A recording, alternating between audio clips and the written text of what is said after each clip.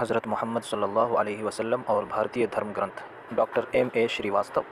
आमुख। अल्लाह अत्यंत कृपाशील और दयावान है। वही सृष्टि का निर्माता है। उसने अपने सर्जित जीवों में इंसान को श्रेष्ठ और महिष्ठ बनाया है। अल्लाह के सभी उदार अनुग्रहों और उसकी अनुकंपाओं की गणना करनी कठिन है जो उसने इंसानों पर की है। उसकी इंसानों पर विशेष कृपा यह रही कि उनके मार्गदर्शन का प्रबंध किया और उन्हें सही रास्ता दिखाने के लिए अपने पैगंबरों, रसूलों और अवतारों को प्रत्येक कौम और समुदाय में भेजा। कुरान में है, कोई कौम ऐसी नहीं गुजरी जिसमें कोई सचेत करने वाला ना आया हो। सूरह नंबर 35 आयत नंबर 24। अवतार का अर्थ यह कदापि सही नहीं है कि ईश्वर स्वयं धरती पर सशरीर आता है, बल्कि सच्चाई यह है कि वो अपने पैगंबर और अवतार भेजता है। उसने इंसानों के उद्धार, कल्याण और मार्गदर्शन के लिए अपने अवतार, पैगंबर और रसूल भेजे। यह सिलसिला हज़रत मोहम्मद सल्लल्लाहु अलैहि वसल्लम पर समाप्त कर दिया गया। स्वामी विवेकानंद और गुरु नानक सरीखे महानुभावों ने भी पैगंबरी और ईश दूतत्व की धारणा का समर्थन किया है। वरिष्ठ विद्वानों में Sundarlal Shri Balram Singh Parihar, doctor Ved Prakash Upadhyay, doctor P.H. Chaubey, doctor Ramesh Prasad Garg, Pandit Durga Shankar Satyarthi आदि ने अवतार का अर्थ ईश्वर द्वारा मानव कल्याण के लिए अपने पैगंबर और दूत भेजा जाना बताया है। प्राणनाथी संप्रदाय के प्रसिद्ध चिंतक श्री कश्मीरी लाल भगत ने भी इस तथ्य का स्पष्ट समर्थन किया है। हज़रत मोहम्मद सल्लल्लाहु अलैहि वसल्लम के आगमन की पूर्व सूचना हमें बाइबिल, तौरात और अन्य धर्म ग्रंथों में मिलती है। यहाँ तक कि भारतीय धर्म ग्रंथों में भी आप सल्लल्लाहु अलैहि वसल्लम के आने की भविष्यवाणियाँ मिलती हैं। हिंदू, बौद्ध और जैन धर्म की पुस्तकों में इस प्रकार की पूर्व सूचनाएँ मिलती हैं। इस पुस्तिका में सबको एकत्र करके पेश करने का प्रयास किया गया है। पैगंबरों और अवतारों के भेजे जाने का विशिष्ट औचित्य होता है लोगों में अधर्म की प्रवृत्ति पैदा हो जाने, धर्म के वास्तविक स्वरूप से हट जाने और मूल धर्म में मिलावट हो जाने के कारण पैगंबर और अवतार भेजे गए, जिन्होंने धर्म को फिर से मौलिक रूप में पेश किया और एक ईश्वर की ओर लोगों को बुलाया। हज़रत मोहम्मद सल्लल्लाहु अलैहि वसल्लम उस समय भेजे गए जब हज़रत ईसा मसीह अलैहिस्सलाम को आए हुए 500 से अधिक वर्ष बीत चुके थे। नबियों की शिक्षाएं नष्ट अथवा विकृत हो चुकी थी। सनातन धर्म पर अधार्मिकता छा गई थी। ईश भय और ईश परायणता समाप्त हो चुकी थी। इंसान अपने पैदा करने वाले को भूला हुआ था। उसने अनेक ईश्वर बना डाले और अपनी दशा इतनी पतित कर डाली कि पेड़, पहाड़, आग, पानी, हवा, धरती, चाँद, सूरज आदि चीज़ों को पूजने में लिप्त हो गया। इन विकट और विषम परिस्थितियों में हज़रत मोहम्मद सल्लल्लाहु अलैहि वसल्लम का आगमन हुआ। आप सल्लल्लाहु अलैहि वसल्लम ने अल्लाह के पैगंबर के रूप में महान और अनुपम सत्क्रांति कर दिखाई। आप सल्लल्लाहु अलैहि वसल्लम कोई नया धर्म लेकर नहीं आए थे, बल्कि मानव जाति के आरंभ से चले आ रहे सनातन धर्म इस्लाम में आई खराबियों और विकृतियों को दूर कर उसे मौलिक रूप में पेश किया।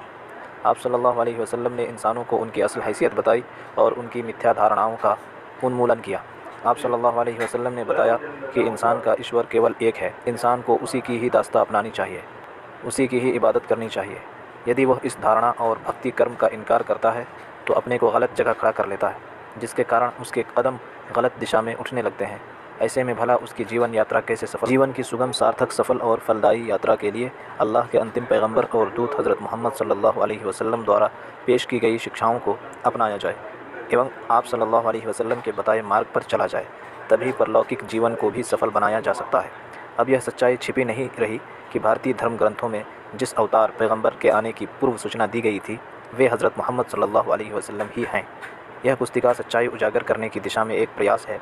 इसका उद्देश्य सत्य को समझना और समझाना है। अतः इसमें वर्णित तथ्यों के सिलसिले में कोई न्यूनता और त्रुटि रह गई हो तो हमें अवगत कराने का कष्ट करें। अल्लाह हमारी कोशिशों को कबूल फरमाए, आमीन। Doctor M.A. श्रीवास्तव, स्थान नई दिल्ली, दिनांक 12 सितंबर 1997। हज़रत मोहम्मद सल्लल्लाहु अलैहि वसल्लम और भारतीय धर्म ग्रंथ। सत्य हमेशा स्पष्ट होता है, उसके लिए किसी तरह की दलील की ज़रूरत नहीं होती। यह बात और है कि हम उसे ना समझ पाएँ या कुछ लोग हमें इससे दूर रखने का कुप्रयास करें। अब यह बात छिपी नहीं रही कि वेदों, उपनिषदों और पुराणों में इस सृष्टि के अंतिम पैगंबर संदेष्टा हज़रत मोहम्मद सल्लल्लाहु अलैहि वसल्लम के आगमन की भविष्यवाणियाँ की गई हैं। मानवतावादी सत्य गवेषी विद्वानों ने ऐसे अकाट्य प्रमाण पेश कर दिए जिससे सत्य खुलकर सामने आ गया है। वेदों में जिस उष्ट्रारोही अर्थात ऊँट की सवारी करने वाले महापुरुष के आने की भविष्यवाणी की गई है वे मोहम्मद सल्लल्लाहु अलैहि वसल्लम ही हैं। वेदों के अनुसार उष्ट्रारोही नराशंस के बारे में वर्णित समस्त क्रियाकलाप हज़रत मोहम्मद सल्लल्लाहु अलैहि वसल्लम के आचरणों और व्यवहारों से आश्चर्यजनक साम्यता रखते हैं। पुराणों और उपनिषदों में कल्कि अवतार की चर्चा है, जो हज़रत मोहम्मद सल्लल्लाहु अलैहि वसल्लम ही सिद्ध होते हैं। कल्कि का व्यक्तित्व और चारित्रिक विशेषताएं अंतिम पैगंबर सल्लल्लाहु अलैहि वसल्लम के जीवन चरित्र को पूरी तरह निरूपित करती है। यही नहीं, उपनिषदों में साफ तौर से हज़रत मोहम्मद सल्लल्लाहु अलैहि वसल्लम का नाम आया है और उन्हें अल्लाह का रसूल अर्थात संदेश वाहक बताया गया है। पुराण और उपनिषदों में यह भी वर्णित है कि ईश्वर एक है, उसका कोई भागीदार नहीं। इनमें अल्लाह शब्द का उल्लेख कई बार किया गया है। बौद्धों और जैनियों के धर्म ग्रंथों में भी हज़रत मोहम्मद सल्लल्लाहु अलैहि वसल्लम के बारे में भविष्यवाणियाँ की गई है। इन सच्चाइयों के आलोक में मानव मात्र को एक सूत्र में बांधने और मानव एकता एवं अखंडता को मजबूत करने के लिए सार्थक प्रयास हो सकते हैं। यह समय की मांग भी है। वही मनस्यता और सांप्रदायिकता के इस आत्मघाती दौर में ये सच्चाइयाँ मील का पत्थर साबित हो सकती हैं, भाई भाई को गले मिलवा सकती है और ऐसे नैतिक और सद समाज का निर्माण कर सकती हैं जहाँ हिंसा, शोषण, दमन और नफरत लेश मात्र भी ना हो। इन्हीं उद्देश्यों को लेकर सभी सच्चाइयों को एक साथ आपके समक्ष प्रस्तुत किया जा रहा है। इस कोशिश में हमें कितनी सफलता मिली यह आप ही बताएंगे। उम्मीद है कि सच्चाइयाँ दिल की गहराइयों में उतरकर हम सभी को मानव कल्याण के लिए प्रेरित करेंगी। प्रस्तुत पुस्तिका में डॉक्टर वेद प्रकाश उपाध्याय के शोध ग्रंथों नराशंस और अंतिम ऋषि और कल्कि अवतार और मोहम्मद साहब के अलावा अन्य स्रोतों से प्राप्त तथ्य एवं सामग्रियों का समावेश किया गया है। मोहम्मद सल्लल्लाहु अलैहि वसल्लम और वेदों में नराशंस या मोहम्मद के आने की भविष्यवाणी कोई आश्चर्यजनक बात नहीं है, बल्कि धार्मिक ग्रंथों में इस दूतों के आगमन की पूर्व सूचना मिलती रही है। यह ज़रूर चमत्कारिक बात है कि हज़रत मोहम्मद सल्लल्लाहु अलैहि वसल्लम के आने की भविष्यवाणी जितनी अधिक धार्मिक ग्रंथों में की गई है उतनी किसी अन्य पैगंबर के बारे में नहीं की गई। ईसाइयों, यहूदियों और बौद्धों के धार्मिक ग्रंथों में हज़रत मोहम्मद सल्लल्लाहु अलैहि वसल्लम के अंतिम इष्टदूत के रूप में आगमन की भविष्यवाणियाँ की गई हैं। वेदों का नराशंस शब्द नर और आशंस दो शब्दों से मिलकर बना है। नर का अर्थ मनुष्य होता है और आशंस का अर्थ प्रशंसित। सायण ने नराशंस का अर्थ मनुष्यों द्वारा प्रशंसित बताया है। यह शब्द कर्मधारय समास है जिसका विच्छेद नरश्चासव आशंसा अर्थात प्रशंसित मनुष्य होगा। डॉक्टर वेद प्रकाश उपाध्याय कहते हैं कि इसीलिए इस शब्द से किसी देवता को भी नहीं समझना चाहिए। नराशंस शब्द स्वतः ही इस बात को स्पष्ट कर देता है कि प्रशंसित शब्द जिसका विशेषण है वह मनुष्य है। यदि कोई नर शब्द को देववाचक माने तो उसके समाधान में इतना स्पष्ट कर देना आवश्यक है, नर शब्द का अर्थ मनुष्य होता है क्योंकि नर शब्द मनुष्य के पर्यायवाची शब्दों में से एक है। नराशंस की तरह मोहम्मद शब्द का अर्थ प्रशंसित होता है। मोहम्मद शब्द हमद धातु से बना है जिसका अर्थ प्रशंसा करना होता है। ऋग्वेद में कीरी नाम आया है जिसका अर्थ है ईश्वर प्रशंसक। अहमद शब्द भी यही अर्थ है। अहमद मोहम्मद साहब का दूसरा नाम है। वेदों में ऋग्वेद सबसे पुराना है। उसमें नराशंस शब्द से शुरू होने वाले 8 मंत्र हैं। ऋग्वेद के प्रथम मंडल 13वें सूक्त 3रे मंत्र और 18वें सूक्त 9वें मंत्र तथा 106वें सूक्त 4थे मंत्र में नराशंस का वर्णन आया है। ऋग्वेद के द्वितीय मंडल के 3रे सूक्त 2रे मंत्र, 5वें मंडल के 5वें सूक्त 2रे मंत्र, 7वें मंडल के 2रे सूक्त 2रे मंत्र, 10वें मंडल के 64वें सूक्त 3रे मंत्र और 142वें सूक्त 2रे मंत्र में भी नराशंस विषयक वर्णन आए हैं। सामवेद संहिता के 1319वें मंत्र में और वाजसनेयी संहिता के 28वें अध्याय के 27वें मंत्र में भी नराशंस के बारे में जिक्र आया है। तैत्तिरीय, आरण्यक और शतपथ ब्राह्मण ग्रंथों के अलावा यजुर्वेद, सामवेद और अथर्ववेद में भी नराशंस का उल्लेख किया गया है। नराशंस की चारित्रिक विशेषताओं की हज़रत मोहम्मद सल्लल्लाहु अलैहि वसल्लम से साम्यता। वेदों में नराशंस की स्तुति किए जाने का उल्लेख है। वैसे ऋग्वेद काल या कृत युग में यज्ञों के दौरान नराशंस का आह्वान किया जाता था। इसके लिए प्रिय शब्द का इस्तेमाल होता था। नराशंस को चारित्रिक विशेषताओं की हज़रत मोहम्मद सल्लल्लाहु अलैहि वसल्लम से तुलना इस प्रकार है। नंबर 1, वाणी की मधुरता। ऋग्वेद में नराशंस को मधुचिन्ह कहा गया है, यानी उसमें वाणी की मधुरता होगी। मधुर भाषित उसके व्यक्तित्व की खास पहचान होगी। सभी जानते हैं कि मोहम्मद सल्लल्लाहु अलैहि वसल्लम की वाणी में काफ़ी मिठास थी। नंबर 2, अप्रत्यक्ष ज्ञान रखने वाला। नराशंस को अप्रत्यक्ष ज्ञान रखने वाला बताया गया है। इस ज्ञान को रखने वाला कवि भी कहलाता है। ऋग्वेद संहिता में नराशंस को कवि बताया गया है। मोहम्मद सल्लल्लाहु अलैहि वसल्लम को अल्लाह ने कुछ अवसरों पर परोक्ष बातों की जानकारी प्रदान की थी। अतः पैगंबर इस्लाम सल्लल्लाहु अलैहि वसल्लम ने रोमियों और ईरानियों के युद्ध में रोमियों की हार और 9 वर्ष के अंदर ही रोमियों की होने वाली विजय की पूर्व जानकारी दी थी। नैनवा की लड़ाई में रोमियों की जीत 657 ईस्वी में हुई थी। पवित्र कुरान की सूरा रूम इसी से संबंधित है। रोमियों की पराजय के पश्चात पुनः विजय प्राप्त कर लेने का उल्लेख आया है। इसके साथ ही निकट भविष्य में इनकार करने वालों पर मुसलमानों के विजयी होने की भविष्यवाणी की गई है। वे ईश्वर को सबसे अधिक प्यारे और उसे जानने वाले थे। वे नबी थे। नबी शब्द नबा धातु से बना हुआ शब्द है जिसका अर्थ संदेश देने वाला होता है। आप सल्लल्लाहु अलैहि वसल्लम ईश्वर के संदेशवाहक थे। आचार्य रजनीश के शब्दों में, आप ईश्वर तक पहुंचने की बांसुरी हैं जिसमें फूंक किसी और की है। नंबर 3, सुंदर कांति के धनी। नराशंस को सुंदर कांति वाला बताया गया है। इस विशेषता का उल्लेख करते हुए ऋग्वेद में स्वर्ची शब्द आया है। स्वर्ची शब्द का विच्छेद है शोभना आर्यस सा, यानी सुंदर, दीप्ति तथा कांति से युक्त। इस शब्द का तात्पर्य यह है कि इतने सुंदर स्वरूप का व्यक्ति जिसके चेहरे से रोशनी सी निकलती हो। ऋग्वेद में ही बता दिया गया है, वह अपने महत्व से घर घर को प्रकाशित करेगा। स्पष्ट है कि हज़रत मोहम्मद सल्लल्लाहु अलैहि वसल्लम ने घर घर में ज्ञान की ज्योति जलाई, अज्ञान को ख़त्म कर दिया और अंधकार में भटक रहे लोगों को नई रोशनी दी। ऋग्वेद में ही कहा गया है, अहमिधि पितुष्परी मेधा मृतस्य जग्रब अहाँ सूर्य विवाचिनी। ऋग्वेद मंडल 8 सूक्त 6 मंत्र 10। सामवेद में भी है, अहमिधि पितु परिमेधा मृतस्य जग्रब अहाँ सूर्य विवाचिनी। सामवेद 2:6-8। अर्थात अहमद मोहम्मद ने अपने रब से हिकमत से भरी जीवन व्यवस्था को हासिल किया। मैं सूरज की तरह रोशन हो रहा हूँ। मोहम्मद साहब इतने सुंदर थे कि लोग स्वतः आपकी तरफ खिंच आते थे। इस संदर्भ में रेवरेंड बासवर्थ स्मिथ ने मोहम्मद एंड मोहम्मदनिज्म में लिखा है कि मोहम्मद साहब के विरोधी भी उनकी आकर्षण शक्ति तथा उनकी गरिमा से प्रभावित होकर उनका सम्मान करने को बाध्य हो जाते थे। तमाम बाधाओं और विरोध के बावजूद मोहम्मद साहब घर घर में ज्ञान की ज्योति प्रकाशित करते रहे। नंबर 4, पापों का निवारक। ऋग्वेद में नराशंस को पापों से लोगों को हटाने वाला बताया गया है। यह कहने की ज़रूरत ही नहीं कि हज़रत मोहम्मद सल्लल्लाहु अलैहि वसल्लम की समस्त शिक्षाएं, आप पर अवतरित कुरान समग्र जीवन को पापों से उबार देता है। यह सन्मार्ग का आईना यानी दर्पण है, जिसे देखकर और उस पर अमल करके व्यक्ति को तमाम पापों से छुटकारा मिल जाता है। उसकी दुनियावी और मरने के बाद की ज़िंदगी खुशहाल हो जाती है। इस्लाम जुआ, शराब और अन्य नशीले पदार्थों के सेवन से लोगों को रोकता है तथा अवैध कमाई से प्राप्त धन को खाने, ब्याज लेने और किसी का हक मारने को निषिद्ध ठहराता है। वह अत्याचार, दमन और शोषण से मुक्त समाज की स्थापना करता है। नंबर 5, पत्नियों की साम्यता। नराशंस के पास 12 पत्नियां होंगी। इस बात की पुष्टि भी अथर्ववेद के उसी मंत्र से होती है जिस मंत्र में उसके द्वारा सवारी के रूप में ऊँट के प्रयोग करने की बात का उल्लेख है। यह मंत्र इस प्रकार है, मंत्र पढ़ने में गलती हो तो क्षमा कीजिएगा। उष्ट्रायस प्रवाहिणो वधूमंतो द्विरदश वर्षमा रथस्विनी जिहीड़ते दिव ईष्माण उपस्पृश। अथर्ववेद कुंताप सूक्त मंडल 20 सूक्त 127 मंत्र 2। अर्थात जिसकी सवारी में 2 खूबसूरत ऊँटनियाँ हैं या जो अपनी 12 पत्नियों समेत ऊँटों पर सवारी करता है, उसकी मान प्रतिष्ठा की ऊंचाई अपनी तेज़ रफ्तार से आसमान को छूकर नीचे उतरती है। इस मंत्र के अनुरूप हज़रत मोहम्मद सल्लल्लाहु अलैहि वसल्लम की 12 पत्नियाँ थीं। आप सल्लल्लाहु अलैहि वसल्लम की पत्नियों के नाम क्रम से इस प्रकार हैं। नंबर 1 हज़रत खदीजा, नंबर 2 हज़रत सौदा, नंबर 3 हज़रत आयशा, नंबर 4 हज़रत हफ्सा, नंबर 5 हज़रत उम्मे सलमा, नंबर 6 हज़रत उम्मे हबीबा, नंबर 7 हज़रत ज़ैनब बिनत जहश, नंबर 8 हज़रत ज़ैनब बिनत खुज़ैमा, नंबर 9 हज़रत जुवैरिया, नंबर 10 हज़रत सफ़िया, नंबर 11 हज़रत रैहाना, नंबर 12 हज़रत मैमूना रज़ी अल्लाह अन्हा। उल्लेखनीय है कि और किसी भी धार्मिक व्यक्ति की 12 पत्नियाँ नहीं थीं। हिंदू धार्मिक ग्रंथों में कुछ महापुरुषों के पास सैकड़ों पत्नियाँ होने का विवरण मिलता है। नंबर 6, स्थानगत साम्यता। अथर्ववेद के उपर्युक्त मंत्र में नराशंस द्वारा ऊँटों के उपयोग की जो बात कही गई है, उससे नराशंस की पहचान के साथ उसके आगमन के स्थान का भी बोध होता है। ऊँट की सवारी का अर्थ यह हुआ कि नराशंस जिस स्थान में पैदा होगा वहाँ ऊँटों की प्रचुरता होगी। ऊँट रेगिस्तानी क्षेत्र में अधिक पाए जाते हैं। हज़रत मोहम्मद सल्लल्लाहु अलैहि वसल्लम का जन्म अरब के रेगिस्तानी क्षेत्र में हुआ। नंबर 7, अन्य साम्यताएँ।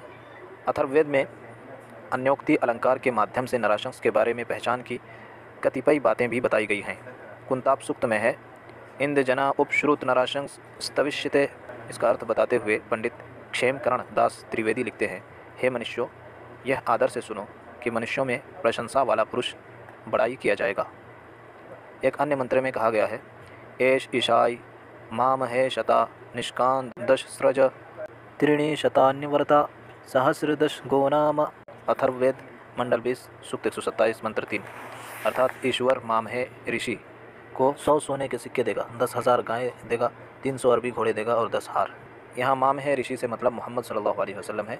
आप सल्लल्लाहु अलैहि वसल्लम को ईश्वर द्वारा 100 स्वर्ण मुद्राएं देने का तात्पर्य ऐसे श्रेष्ठ व्यक्ति से है जो रत्नवत महत्व के हों। मोहम्मद सल्लल्लाहु अलैहि वसल्लम जो शिक्षाएं लोगों को देते थे, उनकी सुरक्षा का कार्य 100 व्यक्ति करते थे। ये अस्हाब सुफ़्फ़ा कहलाते थे। ये लोगों को शिक्षाओं की जानकारी भी देते थे और शिक्षाओं की रक्षा भी करते थे। इस प्रकार 10,000 गौ प्रदान किए जाने का अर्थ अच्छे व्यक्ति दिए जाने से हैं। गौ अलंकारिक शब्द है जो साधारणतः अच्छे व्यक्ति के अर्थ में प्रयुक्त होता है। मोहम्मद सल्लल्लाहु अलैहि वसल्लम की शिक्षाओं के अनुयायियों की संख्या आपके जीवन काल में अंतिम चरण में 10,000 थी। मक्का को जीतने के लिए मदीना से जाते समय आपके सहायकों की संख्या 10,000 थी। हज़रत मोहम्मद सल्लल्लाहु अलैहि वसल्लम के 10,000 अनुयायी जब मक्का पहुँचे तो वहाँ न किसी प्रकार का युद्ध हुआ, ना ही किसी अनुयायी ने किसी को नष्ट किया। इसी कारण से उन 10,000 लोगों को गौ कहा गया। नराशंस को 300 अरवन की पर्याप्त का अर्थ ऐसे वीर योद्धाओं की प्राप्ति है जो घोड़े की तरह तेज़ हों। अरवन शब्द का शाब्दिक अर्थ घोड़ा होता है। यह भी गौ की भांति अलंकारिक शब्द है। बदर की लड़ाई में मोहम्मद सल्लल्लाहु अलैहि वसल्लम के साथियों अर्थात सहाबा की संख्या 300 थी। नराशंस को 10 स्रजा या गले का हार दिए जाने के का तात्पर्य ऐसे व्यक्ति है जो गले के हार के समान हो और नराशंस को प्रिय हो। हज़रत मोहम्मद सल्लल्लाहु अलैहि वसल्लम के 10 ऐसे व्यक्ति थे जो उन पर अपने प्राणों को भी समर्पित करने को तैयार रहते थे। वे गले के हार की तरह मोहम्मद सल्लल्लाहु अलैहि वसल्लम के चारों ओर हमेशा रहते थे। ये 10 व्यक्ति अशरा मुबशरा कहे जाते हैं। यह हज़रत मोहम्मद सल्लल्लाहु अलैहि वसल्लम के वे साथी हैं जिन्हें जन्नत की खुशखबरी दुनिया में दी गई है। इनके नाम हैं Abu Bakr, Umar, Usman, Talha, Ali, Saad bin Abi Waqqas, Saeed bin Zaid, Abdurrahman bin Auf, Abu Ubaidah bin Jarrah और ज़ुबैर रज़ी अल्लाह अन्हु।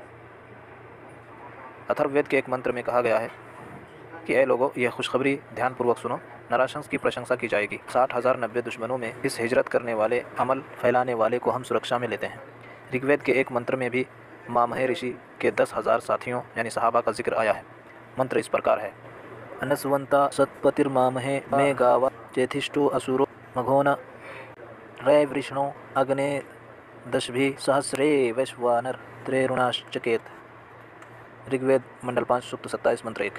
अर्थात हकपरस्त, अत्यंत विवेकशील, शक्तिशाली, दानी मामह ऋषि ने कलाम वाणी के साथ मुझे सुशोभित किया। सर्वशक्तिमान, सब खूबियाँ रखने वाला, सारे संसार के लिए कृपा में 10,000 सहयोगियों के साथ मशहूर हो गया। मामह ऋषि हज़रत मोहम्मद सल्लल्लाहु अलैहि वसल्लम ही हैं। डॉक्टर वेद प्रकाश उपाध्याय ने भी मामह ऋषि को मोहम्मद सल्लल्लाहु अलैहि वसल्लम ही माना है। पुराणों के प्रमाण। भविष्य पुराण और हज़रत मोहम्मद सल्लल्लाहु अलैहि वसल्लम। केवल वेद ही नहीं बल्कि पुराणों में भी मोहम्मद साहब का कार्यस्थल रेगिस्तानी क्षेत्र में होने का उल्लेख आता है। भविष्य पुराण में स्पष्ट तौर पर कहा गया है कि एक दूसरे देश में एक आचार्य अपने मित्रों के साथ आएंगे, उनका नाम महामद होगा, वे रेगिस्तानी क्षेत्र में आएंगे। इस अध्याय का श्लोक 6, 7, 8 भी मोहम्मद साहब के विषय में है। पैगम्बर इस्लाम सल्लल्लाहु अलैहि वसल्लम के जन्म स्थान सहित अन्य साम्यताएँ कल के अवतार से भी मिलती है, जिसका वर्णन कल की पुराण में है। इसकी चर्चा बाद में की जाएगी। यहाँ ये उल्लेख कर देना उचित होगा कि भविष्य पुराण में कई नबियों, ईशदूतों के जीवन गाथा है। इस्लाम पर भी विस्तृत अध्याय है। इस पुराण में एकदम सटीक तौर पर हज़रत मोहम्मद सल्लल्लाहु अलैहि वसल्लम के विषय की बातें आती हैं। इसमें जहाँ महामद आचार्य के नाम की मोहम्मद शब्द से निकटता है, वहीं पैगम्बर इस्लाम सल्लल्लाहु अलैहि वसल्लम की पहचान की अन्य बातें बिल्कुल सत्य उतरती हैं। इनमें ज़रा भी व्याख्या की ज़रूरत नहीं है। भविष्य पुराण के अनुसार शालिवाहन, सातवाहन वंशी राजा भोज दिग्विजय करता हुआ समुद्र पर अरब पहुँचेगा। इसी दौरान उच्च कोटि के आचार्य शिष्यों से घिरे हुए मोहम्मद सल्लल्लाहु अलैहि वसल्लम नाम से विख्यात आचार्य को देखेगा। प्रतिसर्ग पर्व 3, अध्याय 3, खंड 3, कलयुगी इतिहास समुच्चय भविष्य पुराण में कहा गया है। पर्व 3, खंड 3, अध्याय 1, श्लोक 25, 26, 27। इन श्लोकों का भावार्थ इस प्रकार है: हमारे लोगों का खतना होगा, वे शिखाहीन होंगे, वे दाढ़ी रखेंगे, ऊंचे स्वर में आलाप करेंगे यानी अजान देंगे, शाकाहारी मांसाहारी दोनों होंगे, किंतु उनके लिए बिना कौल यानी मंत्र से पवित्र किए बिना कोई पशु भक्ष योग्य नहीं होगा, अर्थात वे हलाल मांस खाएंगे। इस प्रकार हमारे मत के अनुसार हमारे अनुयायियों का मुस्लिम संस्कार होगा। उन्हीं से मुसलवंत यानी निष्ठावानों का धर्म फैलेगा और ऐसा मेरे कहने से पैशाच धर्म का अंत होगा। भविष्य पुराण की इन भविष्यवाणियों की हर चीज़ इतनी स्पष्ट है कि ये स्वतः ही हज़रत मोहम्मद सल्लल्लाहु अलैहि वसल्लम पर खरी उतरती है। अतः आप सल्लल्लाहु अलैहि वसल्लम के अंतिम ऋषि अर्थात पैगंबर के रूप में पहचान भी स्पष्ट हो जाती है। ऐसी भी शंका नहीं है कि इन पुराणों की रचना इस्लाम के आगमन के बाद हुई है। वेद और इस तरह के कुछ पुराण इस्लाम के काफ़ी पहले के हैं। संग्राम पुराण की पूर्व सूचना। संग्राम पुराण की गणना पुराणों में की जाती है। इस पुराण में भी ईश्वर के अंतिम ईशदूत और पैगंबर हज़रत मोहम्मद सल्लल्लाहु अलैहि वसल्लम के आगमन की पूर्व सूचना मिलती है। पंडित धर्मवीर उपाध्याय ने अपनी मशहूर किताब अंतिम ईश्वर दूत में लिखा है, काकभुसुंडी और गरुड़ दोनों राम की सेवा में दीर्घ अवधि तक रहे। वे उनके उपदेशों को न केवल सुनते ही रहे बल्कि लोगों के अनुवाद में लोगों को सुनाते भी रहे। इन उपदेशों की चर्चा तुलसीदास जी ने संग्राम पुराण के अपने अनुवाद में की है, जिसमें शंकर जी ने अपने पुत्र षणमुख को आने वाले धर्म और अवतार ईशदूत के विषय में पूर्व सूचना दी है। अनुवाद इस प्रकार है: यहाँ न पक्षपात कछु राखहु, वेद पुराण संत मत भाकहु। संवत विक्रम दोऊ अंगा, महाकोकनस चतुर पतंगा। राजनीत भव प्रीति दिखावई, आपन मत सबका समझावई। सुरन चतुसुदर सतचारी, तिनको वंश भयो अति भारी। तब तक सुंदर मद्दी कोया, बिना महामद पर ना होया। तब से मानहु जंतु भिकारी, समरथ नाम एहि व्रतधारी। हर सुंदर निर्माण ना होई, तुलसी वचन सत्य सच होई। संग्राम पुराण स्कंद 12 कांड 6। अनुवाद गोस्वामी तुलसीदास। पंडित धर्मवीर उपाध्याय ने इनका भाव अनुवाद इस प्रकार किया है। तुलसीदास जी कहते हैं, मैंने यहाँ किसी प्रकार का पक्षपात न करते हुए संतों, वेदों और पुराणों के मत को कहा है। 7वीं विक्रमी सदी में चारों सूर्यों के प्रकाश के साथ वह पैदा होगा। राज करने में जैसी परिस्थितियाँ हों, प्रेम से या सख्ती से वह अपना मत सभी को समझा सकेगा। उसके साथ 4 देवता प्रमुख सहयोगी होंगे, जिनकी सहायता से उसके अनुयायियों की संख्या काफ़ी हो जाएगी। जब तक सुंदर वाणी अर्थात कुरान धरती पर रहेगी, उसके और महामद अर्थात हज़रत मोहम्मद सल्लल्लाहु अलैहि वसल्लम के बिना मुक्ति नहीं मिलेगी। इंसान, भिखारी, कीड़े मकोड़े और जानवर इस व्रतधारी का नाम लेते ही ईश्वर के भक्त हो जाएंगे। फिर कोई उसकी तरह का पैदा ना होगा, अर्थात कोई रसूल नहीं आएगा। तुलसीदास जी ऐसा कहते हैं कि उनका वचन सत्य सिद्ध होगा। काल के अवतार और हज़रत मोहम्मद सल्लल्लाहु अलैहि वसल्लम। संस्कृत के प्रकांड विद्वान डॉक्टर वेद प्रकाश उपाध्याय ने अपने एक शोध पत्र में मोहम्मद सल्लल्लाहु अलैहि वसल्लम को काल के अवतार बताया है। काल के और मोहम्मद सल्लल्लाहु अलैहि वसल्लम की विशेषताओं की तुलनात्मक अध्ययन करके डॉक्टर उपाध्याय ने यह सिद्ध कर दिया है कि काल्की का अवतार हो चुका है, वह हज़रत मोहम्मद सल्लल्लाहु अलैहि वसल्लम ही है। इस शोध पत्र की भूमिका में वे लिखते हैं, वैज्ञानिक अणु विस्फोटों से जो सत्यानाश संभव है, उसका निराकरण धार्मिक एकता संबंधी विचारों से ही हो जाता है। जल में रहकर मगर से बैर उचित नहीं। इस कारण मैंने वह शोध किया जो धार्मिक एकता का आधार है। राष्ट्रीय एकता के समर्थकों द्वारा इस शोध पत्र पर कोई आपत्ति नहीं होगी। आपत्ति होगी कूपमंडुक लोगों को। यदि वे कूप के बाहर निकलकर संसार को देखें तो कूप को ही संसार मानने की उनकी भावना हीन हो जाएगी। मुझे पूर्ण विश्वास है कि इस शोध पुस्तक के अवलोकन से भारतीय समाज में ही नहीं बल्कि अखिल भूमंडल में एकता की लहर दौड़ पड़ेगी और धर्म के नाम पर होने वाले कलह शांत होंगे। यहाँ पर इस शोध पत्र की खास बातें और अन्य स्रोत से प्राप्त तद विषयक सामग्री पेश की जा रही है। अवतार का तात्पर्य। इसका अर्थ पृथ्वी पर आना है। ईश्वर का अवतार शब्द का अर्थ है सबको संदेश देने वाला महात्मा का पृथ्वी पर जन्म लेना। काल के अवतार को ईश्वर का अंतिम अवतार बताया गया है। ईश्वर का अवतार शब्द में का शब्द संबंध कारक चिन्ह है, अतः जाहिर है कि ईश्वर से संबंध व्यक्ति का अवतीर्ण होना। ईश्वर से संबद्ध कौन है? उसका भक्ति ही सबसे संबद्ध हो सकता है। ऋग्वेद में ऐसे व्यक्ति को कीरी कहा गया है। हिंदी में कीरी शब्द का अर्थ ईश्वर का प्रशंसक और अरबी में अहमद होता है। लेकिन क्या ईश्वर का प्रशंसक कीरी या अहमद एक नहीं हो सकता? हर देश और समय के लिए अलग अलग अवतार हुए हैं, क्योंकि एक अवतार से पूरे विश्व का कल्याण नहीं हो सकता था। कुरान में है कि हर भाग में रसूल अर्थात संदेशवाहक भेजे गए। अंतिम अवतार काल्की की अलग विशेषता है, वे किसी एक हिस्से के लिए नहीं वरन समग्र विश्व के लिए भेजे गए हैं। जब लोग वास्तविक धर्म से विमुख होकर अधर्म की राह पकड़ लेते हैं या धर्म को अपने स्वार्थ के लिए तोड़ मरोड़ देते हैं तो उन्हें फिर सही मार्ग दिखाने के लिए ईश्वर अपने अवतार या पैगंबर भेजता है। अंतिम अवतार के आने का लक्षण। कल्कि के अवतरित होने का समय उस माहौल में बताया गया है कि जब बर्बरता का साम्राज्य होगा, लोगों में हिंसा व अराजकता का बोलबाला होगा, पेड़ों का न फलना न फूलना, अगर फल फूल आए भी तो बहुत कम, दूसरों को मारकर उनका धन लूट लेना और लड़कियों को पैदा होते ही पृथ्वी में गाड़ देना, एक ईश्वर को छोड़कर कई देवी देवताओं की पूजा, पेड़ पौधों एवं पत्थरों को भगवान मानने की प्रवृत्ति, भलाई की आड़ में बुराई करने की प्रवृत्ति, असमानता आदि है। ऐसे ही नाजुक दौर में हज़रत मोहम्मद सल्लल्लाहु अलैहि वसल्लम भेजे गए थे। 7वीं शताब्दी के शुरू में रोमन और पर्शियन साम्राज्यों की जितनी बुरी अवस्था थी उतनी शायद कभी नहीं हुई। बाइजेंटाइन साम्राज्य के क्षीण हो जाने से संपूर्ण शासन भ्रष्ट हो चुका था। पादरियों के दुष्कर्मों और दुष्टताओं के फलस्वरूप ईसाई धर्म बहुत गिर गया था। पारस्परिक संघर्ष और शत्रुता के कारण अफरा तफरी का आलम था। इस समय हज़रत मोहम्मद सल्लल्लाहु अलैहि वसल्लम भेजे गए। इस्लाम धर्म रोमन साम्राज्य के संघर्षों से दूर था। इस धर्म के भाग्य में यही लिखा था कि यह तूफ़ान की तरह से संपूर्ण पृथ्वी पर छा जाएगा और अपने समक्ष बहुत से साम्राज्यों, शासकों और प्रथाओं को इस तरह उड़ा देगा जैसे कि आंधी मिट्टी को उड़ा देती है। इसी प्रकार सेल ने कुरान के अनुवाद की प्रस्तावना में लिखा है, गिरजाघरों के पादरियों ने धर्म के टुकड़े टुकड़े कर डाले थे और शांति, प्रेम और अच्छाइयाँ लुप्त हो गई थीं। वे मूल धर्म को भूल गए थे। धर्म के विषय में अपने तरह तरह के विचार बनाए हुए परस्पर कलह करते रहते थे। इसी पृथ्वी में रोमन गिरजाघरों में बहुत सी भ्रम की बातें धर्म के रूप में मानी जाने लगी और मूर्ति पूजा बहुत ही निर्लज्जता से की जाने लगी। इसके परिणाम स्वरूप एक ईश्वर के स्थान पर 3 ईश्वर हो गए और मरियम को ईश्वर की माँ समझा जाने लगा। अज्ञानता के इस दौर में अल्लाह ने अपना अंतिम रसूल भेजा। दूसरी बात ध्यान देने की यह है कि अंतिम अवतार उस समय होगा जबकि युद्धों में तलवार का इस्तेमाल होता होगा और घोड़ों की सवारी की जाती हो। भागवत पुराण में उल्लेख है कि देवताओं द्वारा दिए गए वेदगामी घोड़े पर चढ़कर 8 ऐश्वर्यों और गुण से युक्त जगतपति तलवार से दुष्टों का दमन करेंगे। तलवारों और घोड़ों का युग तो अब समाप्त हो चुका है। आज से लगभग 1400 वर्ष पूर्व तलवारों और घोड़ों का प्रयोग होता था। उसके लगभग 100 वर्ष बाद से बारूद का निर्माण सोडा और कोयला मिलाकर होने लगा था। वर्तमान समय में तो घोड़ों और तलवारों का स्थान टैंकों और मिसाइलों आदि ने ले लिया है। कल्कि का अवतार स्थान। कल्कि के अवतार का स्थान शंभल ग्राम में होने का उल्लेख कल्कि एवं भागवत पुराण में किया गया है। यहाँ पहले यह निश्चय करना आवश्यक है कि शंभल ग्राम का नाम है या किसी ग्राम का विशेषण। डॉक्टर वेद प्रकाश उपाध्याय के मतानुसार शंभल किसी ग्राम का नाम नहीं हो सकता, क्योंकि यदि केवल किसी ग्राम विशेष को शंभल नाम दिया गया होता तो उसकी स्थिति भी बताई गई होती। भारत में खोजने पर यदि कोई शंभल नामक ग्राम मिलता है तो वहाँ आज से लगभग 1400 वर्ष पहले कोई पुरुष ऐसा नहीं पैदा हुआ जो लोगों का उद्धारक हो। फिर अंतिम अवतार कोई खेल तो नहीं है कि अवतार हो जाए और समाज में ज़रा सा परिवर्तन भी ना हो। अतः शंभल शब्द को विशेषण मानकर उसकी व्युत्पत्ति पर विचार करना आवश्यक है।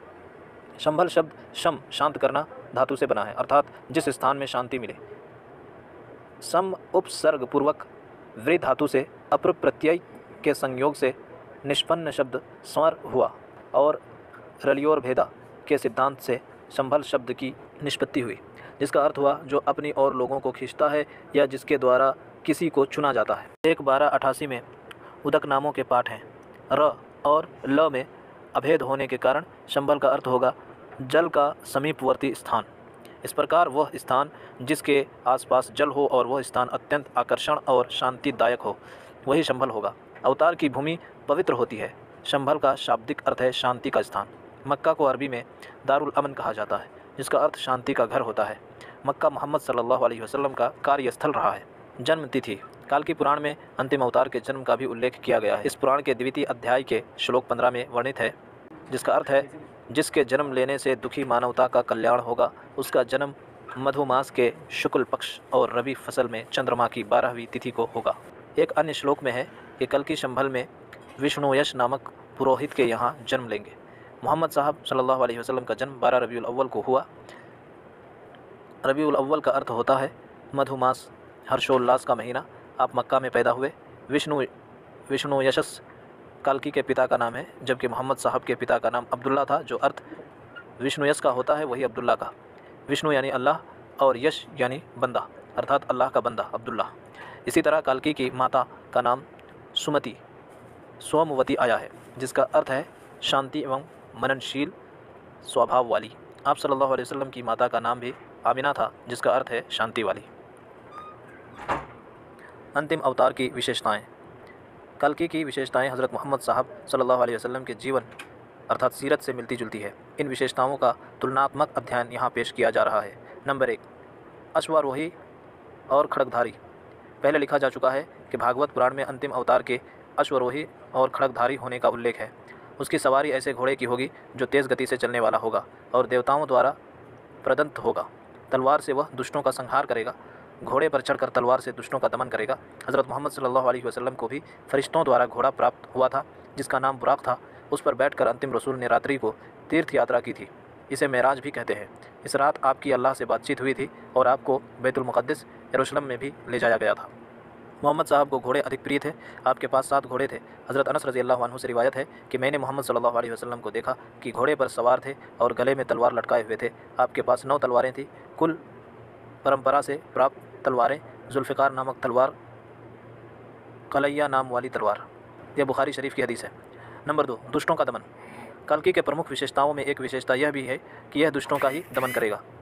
धर्म के प्रसार और दुष्टों के दमन में मदद के लिए देवता भी आकाश से उतर आएंगे। हज़रत मोहम्मद सल्लल्लाहु अलैहि वसल्लम ने दुष्टों का दमन किया। उन्होंने डकैतों, लुटेरों, अन्य असामाजिक तत्वों को सुधार कर मानवता का पाठ पढ़ाया और उन्हें सत्य मार्ग दिखाया। हज़रत मोहम्मद सल्लल्लाहु अलैहि वसल्लम ने ऐसे कुसंस्कृत लोगों को सुसंस्कार में रहना सिखाया। औरतों को उनका हक दिलाया। एक ईश्वर के साथ तमाम देवताओं के घालमेल का आपने ज़ोरदार खंडन किया तथा कहा कि इस्लाम कोई नया धर्म नहीं है बल्कि सनातन धर्म है। दुष्टों के दमन में आपको फरिश्तों की मदद मिली। कुरान मजीद में अल्लाह कहता है कि अल्लाह ने तुमको बदर की लड़ाई में मदद दी और तुम बहुत कम संख्या में थे, तो तुमको चाहिए कि तुम अल्लाह ही से डरो और उसी के शुक्रगुजार हो।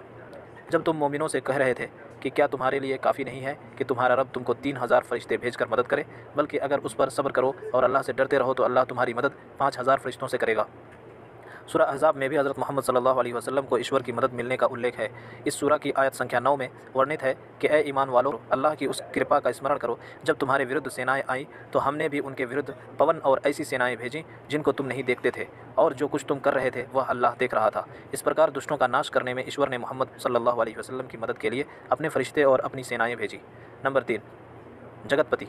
पति शब्द पा रक्षा करना धातु से उति प्रत्यय के संयोग से बना है। जगत का अर्थ है संसार, अतः जगतपति का अर्थ हुआ संसार की रक्षा करने वाला। भागवत पुराण में अंतिम अवतार काल्की को जगतपति भी कहा गया है। हज़रत मोहम्मद सल्लल्लाहु अलैहि वसल्लम जगतपति हैं क्योंकि उन्होंने पतनशील समाज को बचाया, उसकी रक्षा की और सन्मार्ग दिखाया। आप सारे संसार के लोगों के लिए ईश्वर का संदेश लेकर आए। कुरान में है, ए मोहम्मद ऐलान कर दो कि सारी दुनिया के लिए नबी होकर तुम आए हो। एक अन्य स्थान पर अत्यंत बरकत वाला है वह जिसने अपने बंदे पर पवित्र ग्रंथ कुरान उतारा ताकि संपूर्ण संसार के लिए वह पापों का डर दिखाने वाला हो। नंबर 4, 4 भाइयों के सहयोग से युक्त। काल्की पुराण के अनुसार 4 भाइयों के साथ काल्की कली शैतान का निवारण करेंगे। मोहम्मद सल्लल्लाहु अलैहि वसल्लम ने भी 4 साथियों के साथ शैतान का नाश किया था। ये 4 साथी अबू बकर, उमर, उस्मान और अली रज़ियल्लाहु अन्हुम थे। नंबर 5, अंतिम अवतार। काल्की को अंतिम युग का अंतिम अवतार बताया गया है। मोहम्मद सल्लल्लाहु अलैहि वसल्लम ने भी ऐलान किया था कि मैं अंतिम रसूल हूँ। काल्की शब्द का अर्थ वाचस्पत्यमा तथा शब्द कल्पतरु में अनार का फल खाने वाला तथा कलंक को धोने वाला किया गया है। पैगंबर सल्लल्लाहु अलैहि वसल्लम भी अनार और खजूर का फल खाते थे तथा प्राचीन काल में आगत मिश्रण शिर्क और नास्तिकता कुफ्र को धो दिया। नंबर 6, उपदेश और उत्तर दिशा की ओर जाना। काल्की पैदा होने के पश्चात पहाड़ी की तरफ चले जाएंगे और वहाँ परशुराम जी से ज्ञान प्राप्त करेंगे।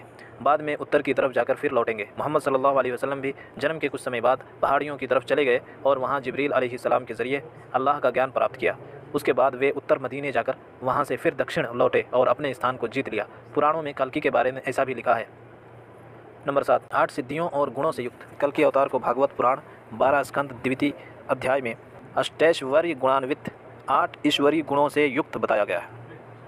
ये 8 ईश्वरीय गुण महाभारत में भी उल्लेख किए गए हैं। ये गुण निम्न हैं। नंबर 1, वह महान ज्ञानी होगा। नंबर 2, वह उच्च वंश का होगा। नंबर 3, वह आत्मनियंत्रक होगा। नंबर 4, वह श्रुति ज्ञानी होगा। नंबर 5, वह पराक्रमी होगा। नंबर 6, वह अल्पभाषी होगा। नंबर 7, वह दानी होगा। नंबर 8, वह कृतज्ञ होगा। अब हम इन गुणों को पैगंबर इस्लाम सल्लल्लाहु अलैहि वसल्लम के गुणों से क्रमवार साम्यता करेंगे। मोहम्मद सल्लल्लाहु अलैहि वसल्लम महान ज्ञानी थे, उनमें प्रज्ञा दृष्टि थी। आप सल्लल्लाहु अलैहि वसल्लम ने भूत और भविष्य की अनेक बातें बताई जो एकदम सत्य सिद्ध हुई। पहले उल्लेख किया गया है कि रूमियों की हार और बाद में उनकी जीत की भविष्यवाणी मोहम्मद सल्लल्लाहु अलैहि वसल्लम ने की थी। आपकी दूरदर्शिता से संबंधित अनेक उदाहरण हैं जो आपके उच्च ज्ञान को सिद्ध करते हैं। मोहम्मद सल्लल्लाहु अलैहि वसल्लम उच्च वंश में पैदा हुए। आपका जन्म 571 ईस्वी में कुरैश की पंक्ति में हाशिम परिवार में हुआ था, जो अरब के निवासियों द्वारा माननीय काबा का परंपरागत संरक्षक था। हज़रत मोहम्मद सल्लल्लाहु अलैहि वसल्लम को इंद्रिय दमन या आत्मनियंत्रण का ईश्वरीय गुण भी प्राप्त था। आप आत्म प्रशंसा से हीन, दयालु, शांत, इंद्रिय जीत और उदार थे। आप श्रुति ज्ञानी भी थे। श्रुत का अर्थ है जो ईश्वर के द्वारा सुनाया गया और ऋषियों द्वारा सुनाया गया हो। मोहम्मद सल्लल्लाहु अलैहि वसल्लम को जिब्रील अलैहिस्सलाम नामक फरिश्ते के जरिए ईश्वरीय ज्ञान भेजा जाता था। लेन पूल अपनी पुस्तक इंट्रोडक्शन स्पीचेस ऑफ मोहम्मद में लिखते हैं कि मोहम्मद सल्लल्लाहु अलैहि वसल्लम को देवदूत की सहायता से ईश्वरीय वाणी का भेजा जाना निसंदेह सत्य है। सर विलियम म्योर ने भी लिखा है कि वे संदेष्टा और ईश्वर के प्रतिनिधि थे। पराक्रम अष्टगुणों में 5वां गुण है। रसूलुल्लाह सल्लल्लाहु अलैहि वसल्लम काफ़ी पराक्रमी थे। आपके पराक्रम को दर्शाते हुए डॉक्टर वेद प्रकाश उपाध्याय ने एक घटना का जिक्र किया है जो इस प्रकार है। किसी गुफा में अकेले उपस्थित रुकाना पहलवान, जो कुरैश से संबंधित था, से मोहम्मद सल्लल्लाहु अलैहि वसल्लम ने ईश्वर से न डरने और ईश्वर पर विश्वास करने का कारण पूछा, जिस पर पहलवान ने सत्य की स्पष्टता के लिए कहा। तब मोहम्मद सल्लल्लाहु अलैहि वसल्लम ने कहा कि तू बड़ा वीर है, यदि कुश्ती में मैं तुझे नीचा दिखाऊं तो क्या विश्वास करेगा? उसने स्वीकारात्मक उत्तर दिया। तब हज़रत मोहम्मद सल्लल्लाहु अलैहि वसल्लम ने उसे हरा दिया। अल्लामा काजी सलमान मंसूर पुरी ने अपनी सीरत की किताब रहमतुल लिल आलमीन में शिफा नामक पुस्तक के पृष्ठ 64 के हवाले से लिखा है कि आप सल्लल्लाहु अलैहि वसल्लम ने उसे 3 बार हराया। फिर भी उस पहलवान ने मोहम्मद सल्लल्लाहु अलैहि वसल्लम को पैगंबर न माना तथा ईश्वर की सत्यता पर विश्वास न किया। 8 गुणों में अल्पभाषी होना एक विशिष्ट गुण है।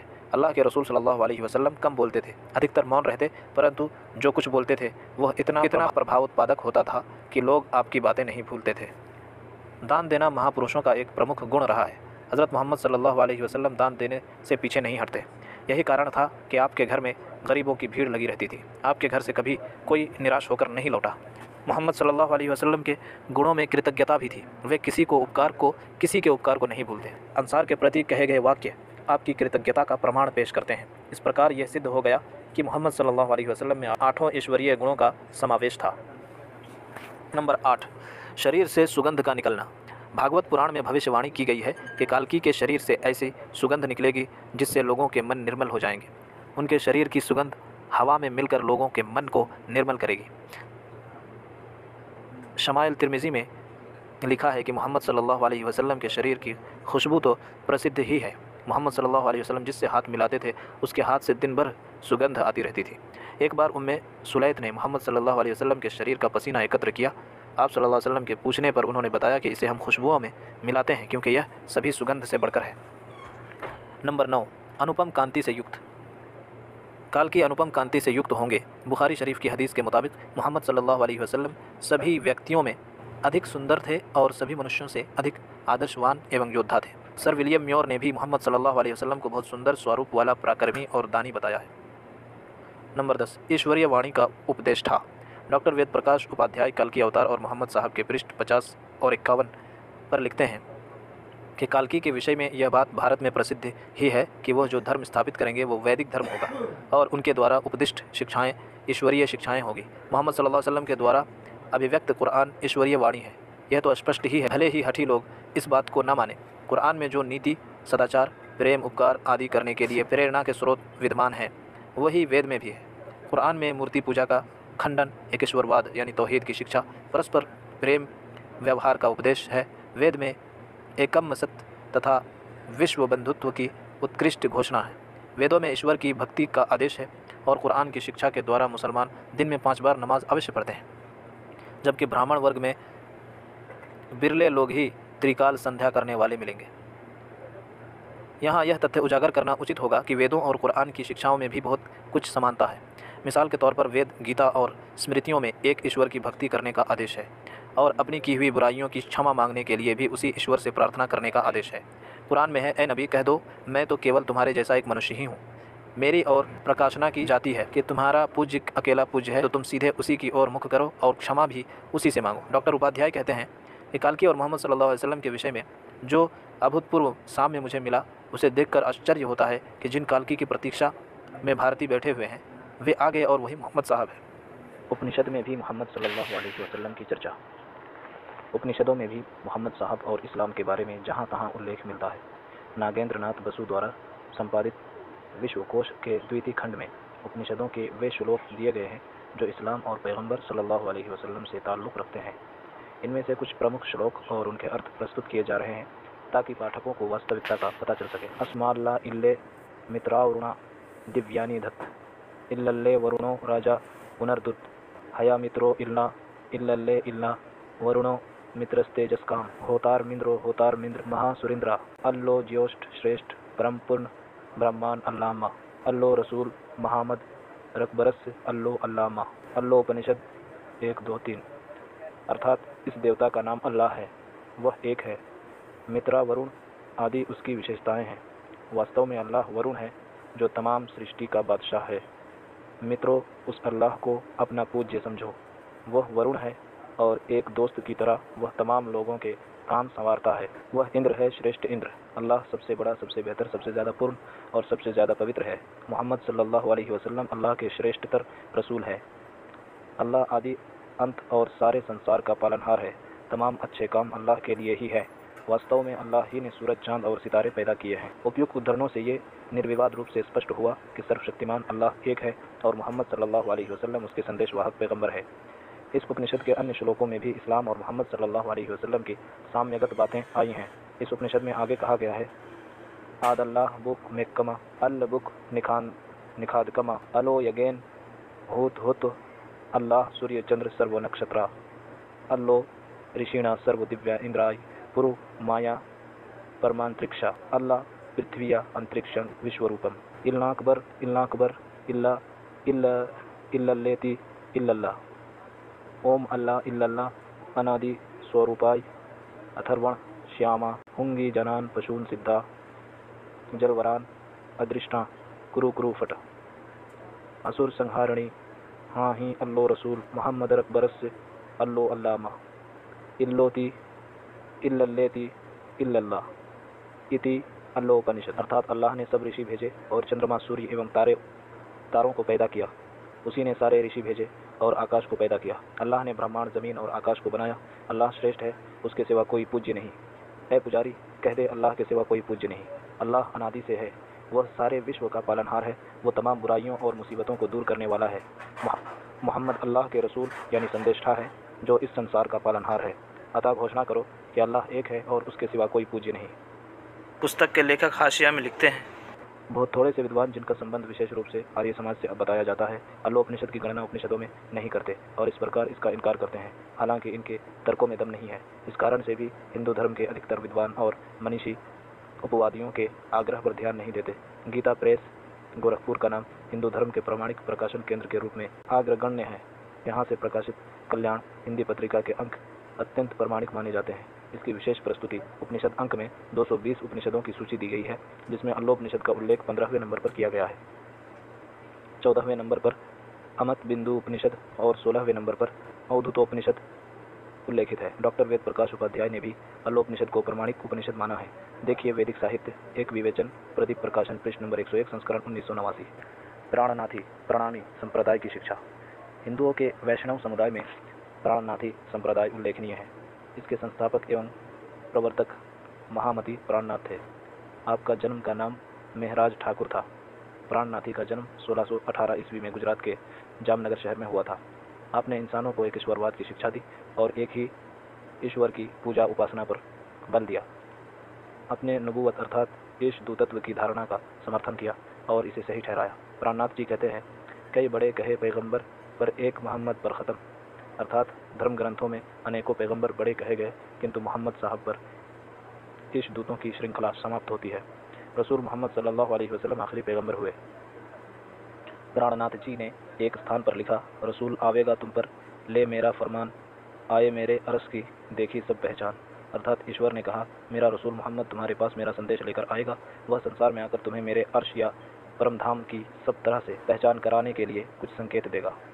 हज़रत मोहम्मद सल्लल्लाहु अलैहि वसल्लम और बौद्ध धर्म ग्रंथ। अंतिम बौद्ध मैत्रेय और मोहम्मद सल्लल्लाहु अलैहि वसल्लम। बौद्ध ग्रंथों में जिस अंतिम बौद्ध मैत्रेय के आने की भविष्यवाणी की गई है, वे हज़रत मोहम्मद सल्लल्लाहु अलैहि वसल्लम ही सिद्ध होते हैं। बुद्ध बौद्ध धर्म की भाषा में ऋषि होते हैं। गौतम बुद्ध ने अपने मृत्यु के समय अपने प्रिय शिष्य आनंदा से कहा था कि नंदा, इस संसार में मैं ना तो प्रथम बुद्ध हूँ और ना तो अंतिम बुद्ध हूँ। इस जगत में सत्य और परोपकार की शिक्षा देने के लिए अपने समय पर एक और बुद्ध आएगा।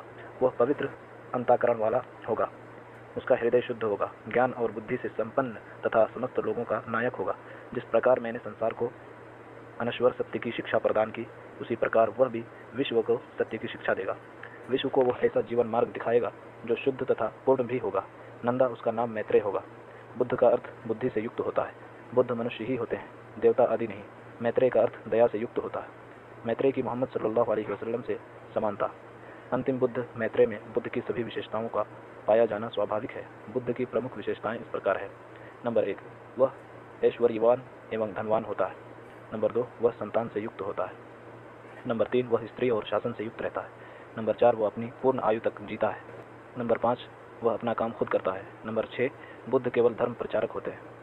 नंबर 7, जिस समय बुद्ध एकांत में रहता है उस समय ईश्वर इसके साथियों के रूप में देवताओं और राक्षसों को भेजता है। नंबर 8, संसार में एक समय में केवल एक ही बुद्ध रहता है। नंबर 9, बुद्ध के अनुयायी पक्के अनुयायी होते हैं, जिन्हें कोई भी उनके मार्ग से विचलित नहीं कर सकता। नंबर 10, उसका कोई व्यक्ति गुरु न होगा। नंबर 11, प्रत्येक बुद्ध अपने पूर्णवर्ती बुद्ध का स्मरण कराता है और अपने अनुयायियों को मार से बचने की चेतावनी देता है।